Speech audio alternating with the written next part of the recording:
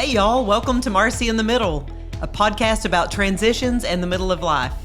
Here we're going to talk about everything from relationships to finding your place in the world and lots more. We'll talk with friends from all walks of life and find out what they've learned along the way. So whether you feel young or old or somewhere in between, this is the place for you. Welcome to the middle. Now let's get started.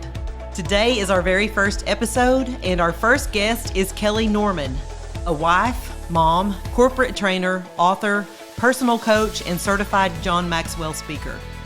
Faced with insecurities and destructive thought patterns early in life, Kelly knew there had to be something more, a more positive and confident way to live.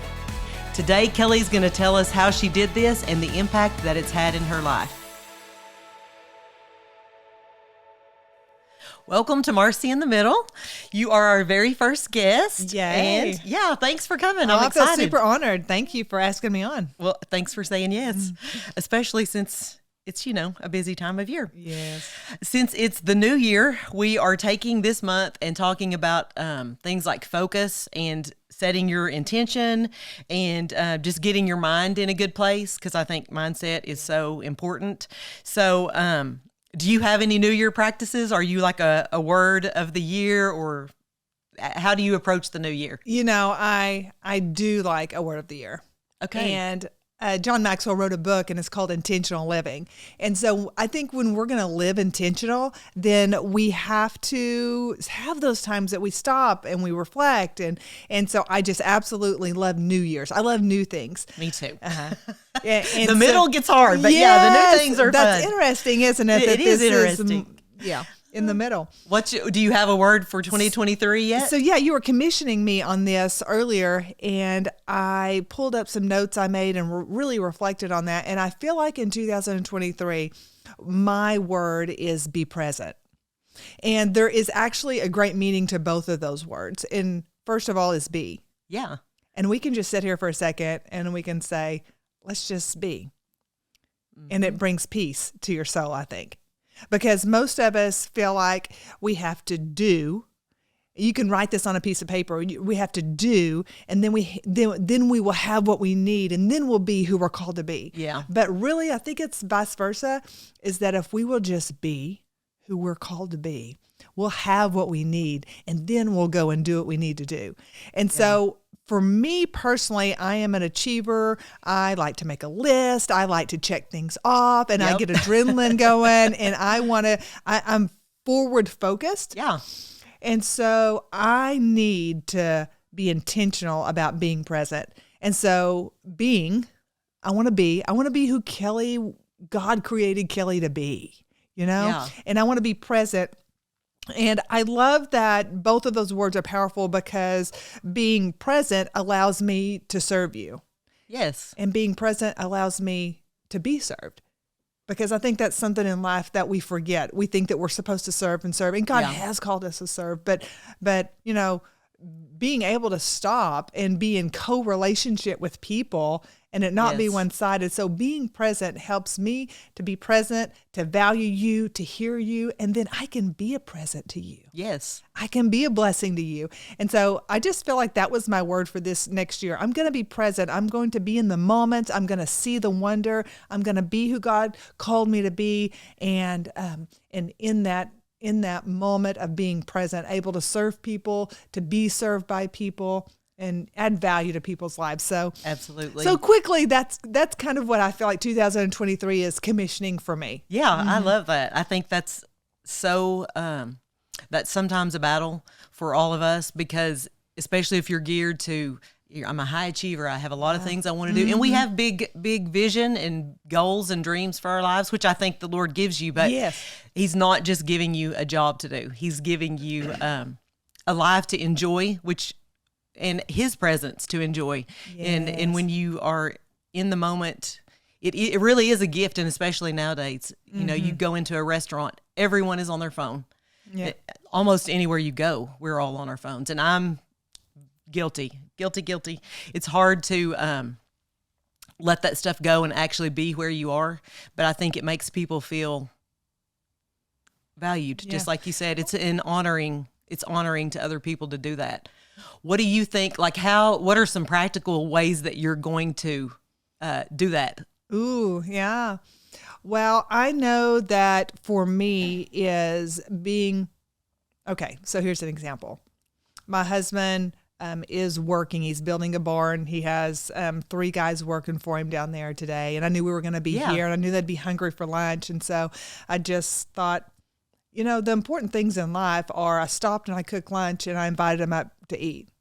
Sweet, and I could have got stressed, and I could have said, you need to go find somewhere for lunch. Don't come in the house, whatever.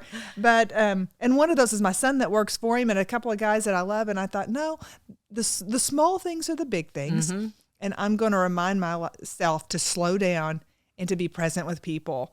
Yes. And so I'm just intentionally looking for all those times that I can serve, I can be in the moment, I can be a blessing, and I can see those are the really big things.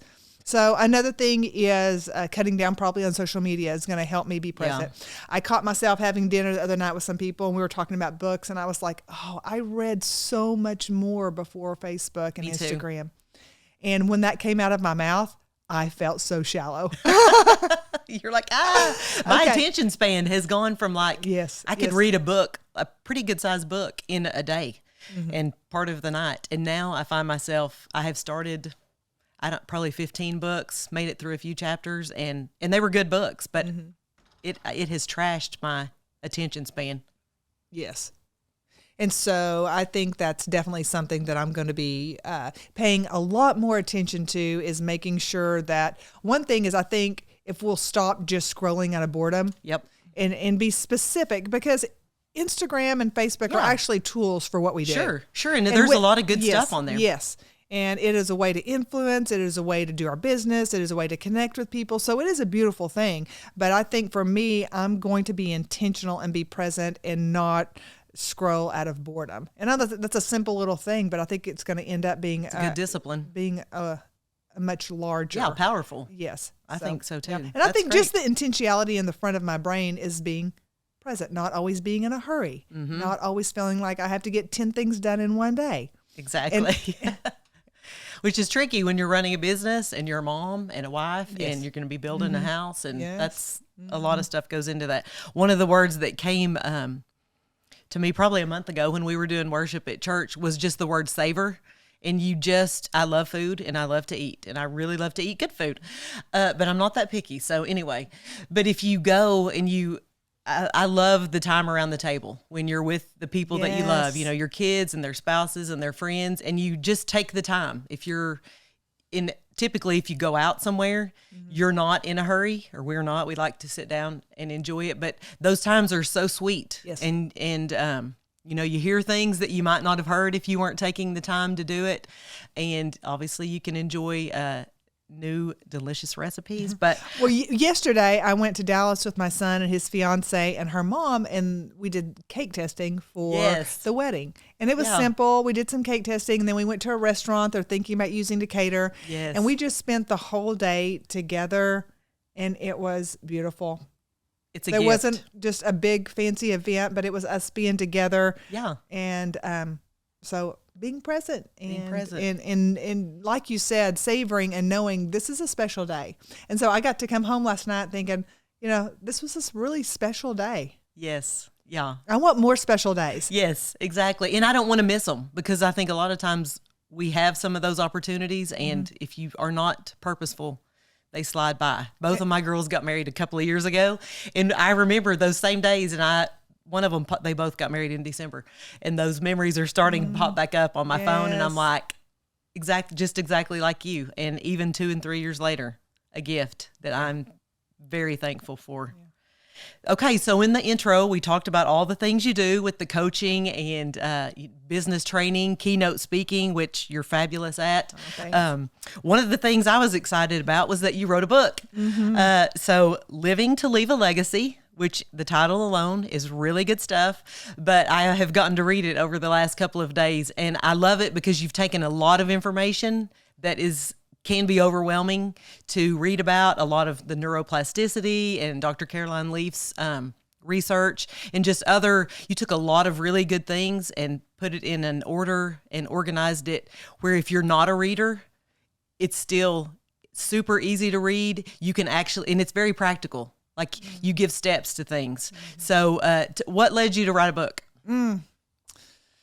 So I think what led me to write a book is overcoming obstacles in my own life that I felt like God led me through. Yeah. And also acquiring the personal development that allowed me to walk in freedom. Right.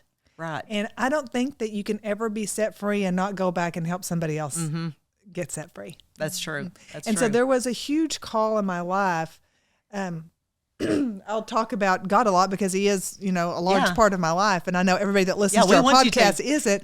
But for me, my story is there's a scripture in the Bible and Jesus says that the Spirit of the Lord is upon me to set the captive free, to bring sight to the blind, to heal the brokenhearted, to proclaim this is the day of the Lord, and, to share the good news. That's what, and he commissioned us to go do what he did. Yes. And so there was a time in my life that I felt like I want to practically help set the captive free. Yeah.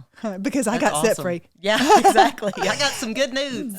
And so writing that book just allowed me, and really, we haven't talked about it, but I was in network marketing. I've been in network marketing for 10 years, and it was a big part of my life several years back. Yeah. And when I stepped into network marketing, I was super blessed and had a lot of favor on my life and went to the top of the company within a year, which allowed me to have a platform. Yes. And in this platform, I felt like it was a great time to be able to write the book. Sure. And Carolyn Leaf, you mentioned her, and I read her book, Switch on Your Brain, several times because I think if you read it once, there's no way you can get it all. Yeah, for sure.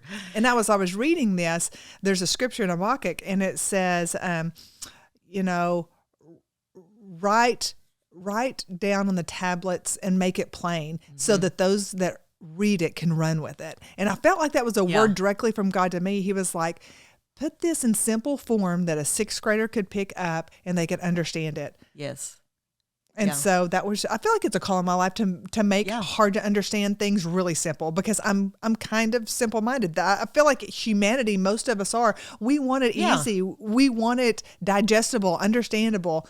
And so that was it. I read her book. It paralleled with the things that God did with my life and taught me. And then here we are from a scientific form. It was like, oh, that's what was happening. Yeah. And so I just wanted to make it plain so that people could run and rewire their mind because your thoughts are your life turned inside out. Yeah, they are. And mindset, I mean, just in the last few years, there have been so many books on mindset. And I don't think that's an accident. And obviously with 2020 and COVID and that putting a lot of extra pressure and stress on people, I think those books were timely. I know Jenny Allen's was that Get Out of Your Head, and Craig Rochelle's maybe Winning the Battle in Your Mind. Yes. And I'm still an old school Joyce Meyer fan. Battlefield of the Mind. Yes. All those books are really good. But I loved yours because it's simple, but it's tackling big topics. It is just breaking it down, and I think therapy and counseling is also a wonderful tool to be used, but sometimes that's not easily accessible in different areas. Yes. We're getting better in that area, but your book, I love the step-by-step process. Oh, thank because you. This week, do this. It's doable, and then you cheer them on, and then the next week we take another step. What one of the major topics in your book that I think people don't always assume goes with freedom is forgiveness. Yeah. And man, why don't you just speak a little bit to why you thought that was important and tell us a little bit about forgiveness and how that works in our freedom? Yeah, you know what? I've hung around church long enough to hear lots of forgiveness messages. Yep. And there was a time in my life when I would say I can remember the day that my healing started. And I was sitting at my kitchen table, and my son was around probably a year and a half. I was a stay-at-home mom. God had really been showing me just some beautiful things of who he was. And so I decided that I was going to start searching out who God was, that man didn't tell me who he was, but who he truly was. I didn't want tradition. I didn't want religion. I just wanted the creator. You want truth. Yes. And so I sit down and I'm doing this, and I've started to realize that I had so much junk in my life that was keeping me back from really being in a relationship with God. And some of that was trauma. Some of that was things that had happened early in my life that I had never told a living person. It had never verbally come out of my mouth. And so what I did is all I knew to do is I got a piece of paper and I wrote down all of the things that I had never told anybody. And I just offered it up to the Lord, and I was like, you've got to heal me of this. And in that, I had to forgive some of these people that were wrote on this piece of paper for me to move forward. And so as I gave it to God and I opened it up and I said, heal my heart, and I just released it. I forgave them because, Marcy, God has forgiven us of so much. Yeah, he has. Yeah, he has. And the day we forget that, we are in trouble. And so the grace that God has shown me, we are supposed to show others. And the thing about forgiveness is it sets you free. Yeah, it sets you free. And so in that forgiving, I like to tell people, it doesn't mean that what they did was okay. Right, 100%. It means that I am releasing that for me to be whole and God to deal with them. And I truly believe sometimes we can hold people back from not forgiving them of God being able to deal with them even. Yeah. And so just knowing that I wanted to be free and I released them. And I also don't think that you can hate somebody that you pray for. I agree. And throughout that journey, as I am releasing that, forgiving, praying for these people. And something else that I feel like is very important that doesn't get talked about enough is like embracing the emotion that I felt at the moment. Me too. I mean, embracing the hurt, embracing what was done, what was said, all of these things, that hurt. And so I'm not going to go in and say I forgive you and just ignore that I didn't have any pain with that. Right. So embracing the hurt, embracing the feeling that you felt with that, releasing that person, and then turning to God and saying, heal me. Yeah. Because it's who he is. It is absolutely who he is. Yeah. And he can, it's crazy, the scripture that says he can work all things together for your good. And that seems really hard to believe. But if you live long enough and if you are willing to let go and release some things to him, he is faithful to one of my favorite stories on this is in the book is about the monkeys. I don't know if you remember that. Yes, and the bananas. Yes. Yeah. And so in Africa, they have these little monkeys that bring a lot of money. So the trappers go in and they know how to catch them as they throw bananas out. And then they chain a coconut to a tree and cut a hole in it and put a banana on the inside of it. And they know when those monkeys swoop through that they're all going to grab a banana. And one of those monkeys is going to put its hand in the coconut and grab that banana. And that trapper knows that he will not let go of the banana. Right. And he will thrash all night long to the next morning when he comes, that he knows he's going to find a tired monkey that's not going to fight him holding on to that banana. And all he has to do is pick him up and put him in the cage. And that's what happens to us is we want to hold on to offense. We want to hold on to bitterness. We want to hold on to unforgiveness. And all we are doing is being ensnared. And actually in the Greek word for offense, is scandaloso, and I think I said that right, but it is a trap. Yeah. It's a trap. Yeah. And so when we get offended and we don't forgive, we're just being ensnared. Yeah, no, I agree. And when you tell the story of the monkeys, it literally physically is hard to hear. Like it makes you really sad that is happening, and it makes you angry that happens. But when it's crazy how when we're the ones being trapped, we don't see that. No. We don't see the cruelty or how, how we're being or deluded. The blindness. Yes. Yes. How you just don't see it. And so if you can, it's very powerful to have your eyes opened and kind of see the tactics. And then that does, once you can step back and get a little perspective, it does help you, I think, go, oh, okay, well, you know what? I'm going to release them. And then I'm essentially setting myself free. And I think that's probably going to be a word for somebody listening, is to start the new year off by letting go. Yes. What do we have, and myself included? It does help to say, what do I need to let go of? What do I need to make right? You talk about that in your book, that sometimes you need to go back and apologize for things you've done that you might want grace for. And that's a good word. What we're letting go of. I was trying to think what else in the book I want to ask you about. It's all so good. And for all of the listeners, y'all need to go on Amazon and find the book. We're going to give one away a little bit later this month, and it's really good for any age, I feel like, too. I love that. I was like, there's nobody too young or too old that you can't glean some useful information out of. Okay, so you're also a John Maxwell certified speaker and trainer, which I love. Who doesn't love John Maxwell? Yes. I just personally, I'm like, he has such a long list of books that he's put out, and I love to listen to him on YouTube. He goes and speaks at a lot of churches that I like to listen to.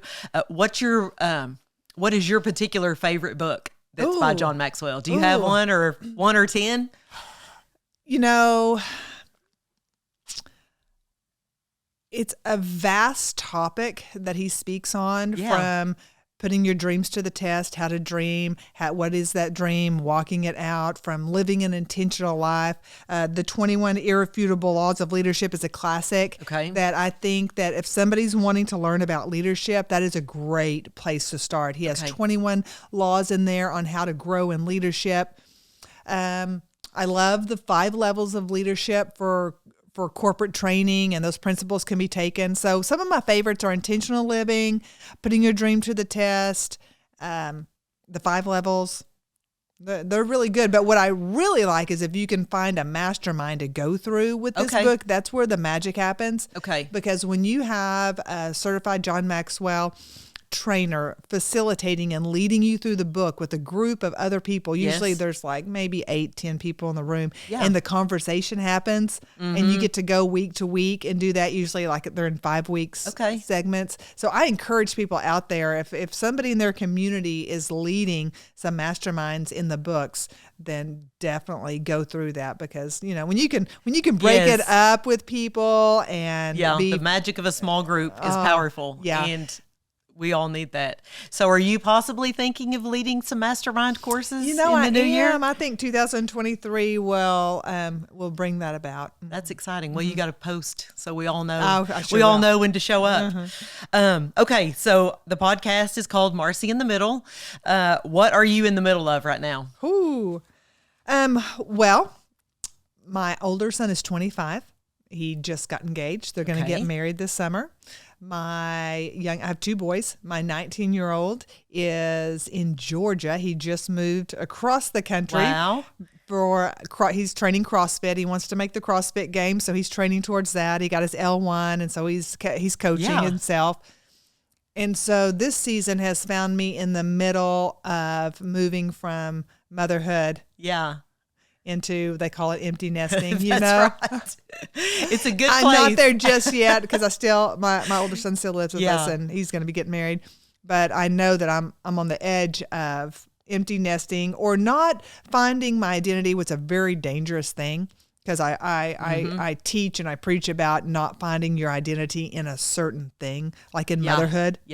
Because you're not always going to be in that capacity. Anything that can be taken away from you is not a place to find your identity. That's right. That's right. And so I'm in the middle of moving in that season of my life. And it was a big part of my life, because I pretty much stayed home with my kids and fulfilled that role at the best capacity that I knew how. And I was passionate about being a mother. I love family time. I love the dynamics of it all, and raising and investing in your kids and having those experiences. So, family just looks a little bit different now, which I know you know what I'm talking about. Yeah. We've got 2 grown girls, and luckily they both work a business in our town. So when they get tired of doing hair and makeup at the end of the day, if I have any food anywhere that's possible to eat, you can lure them home. And I do love, it's a tricky season. You're happy and thrilled on the one hand that they're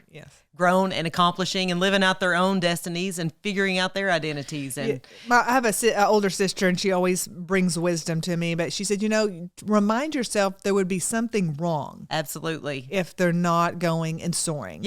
And so I think every season has beauty. It does. And I try to make that my foundation, is that every season's beautiful. So it doesn't cause me to dip down in depression when a season changes. Now, are they hard? Yes, there's times that are hard, but you don't stay in the stuck when you're looking for the beauty of it all. And so I try to look for the beauty in this season that is changing. And, one of the great things is I have a little bit more freedom. Absolutely. And so I'm embracing that time freedom that I'm having and seeing what God has for me to do in that. Yeah, I do think in those seasons, it's always a matter of there are always going to be some things we let go of because we're done with them, which is fine to be sad for a minute. Like you said earlier, it's fine to feel the feelings. You need to feel the feelings, but the Lord is never going to just leave you there. And if he's got somewhere else for you to go, which he does throughout the different seasons of our life, you have to let go of one thing to get to the next. And the older you are, you see that, because I think it's hard, especially maybe when you're younger. You're like, I'm scared to let go because I don't know what the next season holds. And most often, I don't think the Lord shows us exactly what the next season holds for many purposes. Yes. But once you've walked with him long enough and kind of hung in there, you see he's faithful, he's good. He's not going to change, and whatever you're letting go of now, he's got another thing ahead for you, and probably people to influence in your next thing, and blessings for you that you're going to get in the next season of life. Talking about different seasons, I'm 51, and I think, how old are you? I'm 47. Are you going to say that out loud on the No, podcast? I earned every year. Embrace it. That's what I say too. Listen, it's good. You're getting to the good stuff. So what would you tell yourself if you were looking back to somebody in her 20s or 30s or just kind of anyone that's younger than us? What would you say, or what would you have liked someone to tell you? I would, first of all, I would say the small things are the big things. And I already said that earlier, but I think it's also our different personalities on how we view life and everything. But for me and myself, if I was able to go back and sit in front of myself, I would tell myself the small things are the big things. It's good. And I like to tell young moms, you don't know what cooking dinner for your family does. Nope. When you all sit down at a table, and I understand that people are busy, and it kind of makes me sad that we're also busy.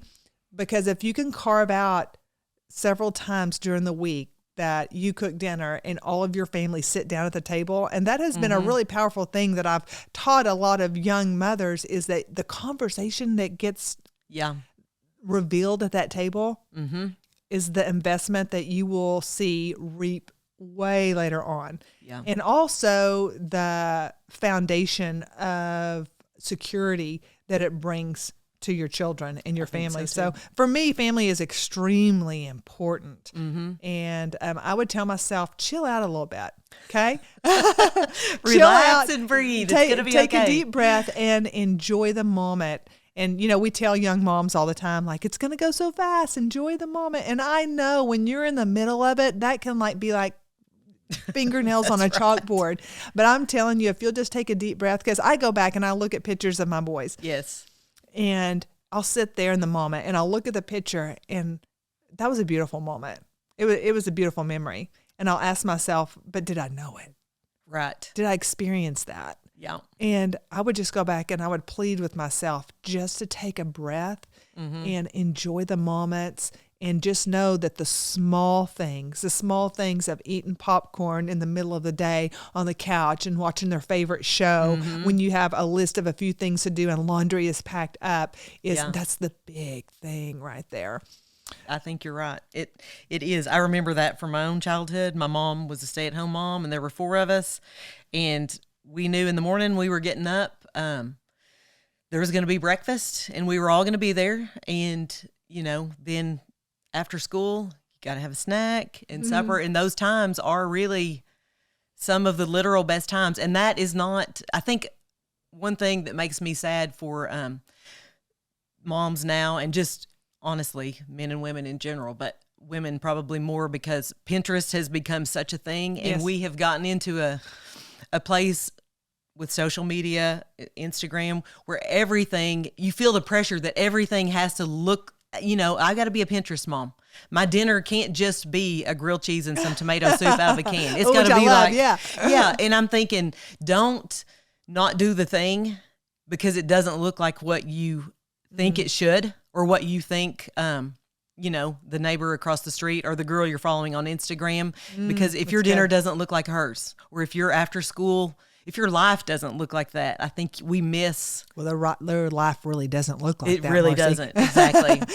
That's right. Instagram is a marketing tool. People recognize what it is. And Pinterest, I don't know. I like to get on, but then it kind of freaks me out. And I got to say, this is probably not real life, at least not on the daily basis. So what is real? And really just loving your family and whatever that looks like. And I think I hear this word a lot lately in its simplicity. Yes. And it's going back to a simple life. I feel that too. So we are in the middle also of, we just sold our house. We're going to close in a couple of weeks. Exciting. And we bought a trailer house on our build site, and we're going to live in the trailer house, which is extremely small. I'm going, like from 3,600 square feet to 900 square feet. Yep. And so I'm going through my whole house, and I'm packing up things that I don't need. Yep. And I'm just going to live on a minimal few things for a while. And I embraced that. It was like, this is a great time to simplify and be able to weed out all the stuff. Oh my gosh. And so when my children were young, my husband and I agreed. I told you I had my cosmetology license. I did hair, but we agreed that I was going to not work and I was going to stay home. Yeah. And it was something that we wanted to do. But with that came sacrifice. Yep. With that came financial sacrifice. But we both agreed that we were going to budget down and be able to invest in that. And let me tell you right now, I'm 47. My children are 19 and 25. When I look back on my life and I think, what was the most successful decisions I ever made? That was number one. I bet so too. That was number one, and I'm not saying that's for everybody, but sure. I am saying is that don't let having more stuff keep you back from something that you feel like you're being called to do. Yeah. Because it can be so dangerous. It's not a good trade-off. And again, there's a lot of pressure, I think, for women, and again, I'm sure men too, but I'm a woman, so that's what I know, to be that you can do it all. And I'm just going to tell you, no, you can't. No, you can't. You can't do everything well. And I know because I've tried. I'm the queen of multitasking, and I am seeing at this age, nope. Sometimes you just got to say no, and everything does not deserve your full attention, and everything is not going to pay you back. You're not going to get the results. Well, and the fruit. when you look at the Bible, there's a story about Nehemiah, and he was he was rebuilding the wall for his town, and people were coming to him, and they had really important things that they needed Nehemiah for. And he was like, I can't come down from the wall right now. I'm building. I'm building the wall. And there's going to be seasons in your life that good things are going to draw at you. Yes. But you better take note of, what am I building right now in this season? Yep. And is it going to last? And do you really need to come down just maybe for the approval, or not feeling guilty of saying no? And it looks different for everybody. It does. Yeah. But when you are called to something, don't feel like that you have to come down from building that. Right. Yeah. In seasons. That is so good. Well, we've solved everyone's problems in their 20s and 30s, giving them some good advice. Well, one other that I had was that deal with your crap. Yes. Preach, sister, go. In my 20s, I feel like that was another very successful thing that was in my life, is personal awareness. Yes. And seeing that I had some crap that I had hid down in a closet. I talked to people about it. It seems like we have this hidden closet down in our soul. And we'd put all the junk in there, and we shut the door, and then we just build the beautiful house on top of that. Right. And really the stench comes through everything. It's filtered. And so I just encourage people, deal with your past, deal with your trauma, deal with the unforgiveness, deal with the offense. I'm all about a life coach. I'm all about a counselor. But let me tell you, one word from God can do more than 6 months of counseling. Sure. And I encourage people, go back to your Creator. If that's, if that's who you are, if that's what you're feeling is that God is your Creator, then go back to Him and let Him heal those things and deal with the stuff. Because my book's called Living to Leave a Legacy. And the legacy part of it was my awareness for freedom and healing came when I looked into my child's eyes. And I saw that I needed to be whole so that what I left him would carry on to his generation and his generation. And I'm telling you, if you're bitter, if you got some unforgiveness, if you're offended, you're going to raise your children up through the lens of bitterness. Yep, and that bitterness, it just goes right back down. So I wanted the funnel that I was feeding him to be wholeness and empowerment. And did I do it perfect? No. But I felt like that I was moving in the right direction. That's right. And so I would encourage people to deal with their crapping. And I wrote one more thing down when you asked me that question. I'm excited. And it would be, if I could go back and tell my younger self something, it would be to give more grace over giving a piece of your mind. Mm-hmm. And so many times that we feel like that we have to give somebody, we have to vindicate, we have to make it right, we have to say the last word. Yep. Maybe in your marriage, maybe in a friendship or whatever that is. But looking back, the times that I kept my mouth shut and gave grace, things just worked out so much more beautifully than me feeling like I had to make things right myself or have the last word. I can remember when I was young and I was fixing to get married, my grandmother, who was very instrumental in my life, she was saying, sometimes you're going to learn that you just have to walk out of the room and keep your mouth shut. Mm-hmm. And in my immaturity, Marcy, the thought that I thought was, oh, that poor weak woman. Yeah. But what I didn't know is that I was the weak woman for thinking that. Mm-hmm. And through life, I realized it takes a lot more strength to keep your mouth shut, to give grace, and to walk out of the room sometimes and not have to have the last word. Yes. And I just feel like that there is so much divorce in our world, and I know it happens. Sure, and there's no sometimes condemnation. It can't be helped. It can't be helped, no. But I do think that being able to have a harmonious marriage. Yep. Now, that does not mean that I have kept my mouth shut at all times. Sure, but knowing those key moments, there it is. God, give us wisdom. Up and make it count. Yeah, give us wisdom on when to open our mouth and when to shut our mouth. And so when your children see you holding your tongue at times, I just think it's good. I guess it's so important to me because I didn't hold my tongue so many times. Yeah, well, that I felt like that I needed to make things right. And, my life, we didn't, get into it all, but I was a young woman that didn't know who she was, that my parents filed bankruptcy when I was in second grade. We owned a dairy. And so then we moved into a school, and there was a little bit of lack there at times from some hardship, although my mother was the most loving woman I know, and I adore her, and she has raised me up, and who I am today, I contribute to her. But there were some struggles. Sure. And I can remember rejection and verbal abuse and from different areas of life, and I started believing those things, and I went off to college, and I didn't go to class, didn't make the right decisions, came back home with everything in my gas tank, I tell people, because I was broke and I had to move back in with my parents, and I got a job at Regis in the mall, if you remember that. Okay, yes. Yeah. And so I was cutting hair, and then I met my husband, and I was 18, getting to be 19, and he was 12 years older than me, and he had actually had 2 children when we met, and an ex. And here I come back from college. I knew God at the age of 11, but I'd had a lot of junk in between and didn't necessarily live a victorious life, and had a mental mess inside of me. And, I found myself sitting at a red light here in Ardmore, Oklahoma, and I had been married. I had been very young, stepping into being a step parent and dealing with what comes from divorce and exes and all the things that come with that I had no idea that I was going to be stepping into.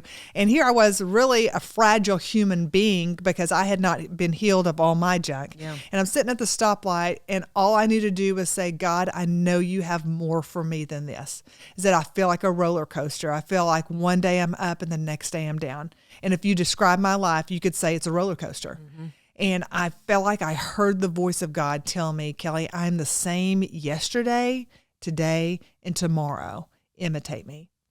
And through all I knew to do was write that down. Yeah. All I need to do is write down that I am the same yesterday, I am the same today, and I am tomorrow. And that was my first affirmation. Yes. And you'll see in my book, I love the affirmations. I love affirmations. I love encouraging people to speak the affirmations over your life. Actually, you can rewire your brain by these positive affirmations for 63 days. They say it takes 21 days to break a toxic thought, 2 more cycles of 21 to create the positive thought in there, and it rewires your brain and actually releases great chemicals into your body. Well, and I love it because you can actually see it in scans. Like you can see the scientific evidence of putting that and in so practice. a big thing for me is my goal at that corner in life that I felt like that God gave me was to be the same yesterday, today, and tomorrow. And as I wrote it down and I put it on my mirror. And as I'm brushing my teeth, I would just declare I'm the same yesterday, today, and tomorrow. And then I started thinking of all the other things I need to speak over my life. And I actually went to the concordance of my Bible. And because we did not have Google back we then. Did not have it. I know that's hard for some of you to understand right now, but we did not have Google. I had a concordance. And I went back there and I wrote down every scripture on the mouth because my mouth got me in trouble. And as I brushed my teeth in the morning, I taped them all to the mirror in front of me, and I'm brushing my teeth and I'm reading that I'm accountable for every careless word that comes out of my mouth, that life and death are in the power of my tongue. And so as I am saying these things daily in affirmations, my brain became rewired. Yeah. And so I love the scripture, Jesus is the same yesterday, today, and tomorrow. It's like, tattooed on my heart that from my book, this is what I hope to be able to lead people into freedom so that they don't live a roller coaster life. Absolutely. Well, you've done the work and your life is now evidence of that. And I'm sure your children are reaping the benefits as they usually do. That is good. Well, I thank you for sharing your life. That is a lot. We had a lot of good stuff here today. And as we're going into the new year and we're setting our intentions and focusing on our mindset, our health and fitness, and our spirituality, everything you've said today really, really pours into that, and you've given us a lot of good wisdom. So I'm excited to read the books you've mentioned, and I look forward to hopefully working with you in the future. Yes. I'm excited to see what all you do in your next venture. Well, thank you, and I just have so much excitement to see Marcy in the Middle and this thank podcast and what happens with all of that. I know lots of people are going to be touched through this. So, well, I hope so. I do think life is sometimes challenging, and it's obviously a long process. Hopefully, a long process. But when you get to do it with friends, and I feel like when you learn from other people, if you take and heed their wisdom, then it might make some of your transitions a little bit smoother. And that's what we want to do, because nobody does it perfectly, and we all have things that we've had to overcome and things that we've had to just like you said, deal with in ourselves. But God has good for us, and I feel like He is very gracious to put people around us to help us walk it out, and hopefully that's what this podcast is. Thank you so much for listening today. I hope you enjoyed our conversation with Kelly Norman, and I hope you'll check her out on social media and grab her book, Living to Leave a Legacy, on Amazon. In our next episode, we're going to hear from PJ Humphrey, my personal trainer, with some encouragement about fitness and getting started. Thank y'all so much for listening. I appreciate all of your support and the kind words. If you want to stay current and hear all of the latest episodes, hit follow. And if you like what you hear, give us a 5-star review. You can find me on Instagram and Facebook at Marcy in the Middle, and on my website, marcyinthemiddle.com. Thanks again for listening. We'll see you next time.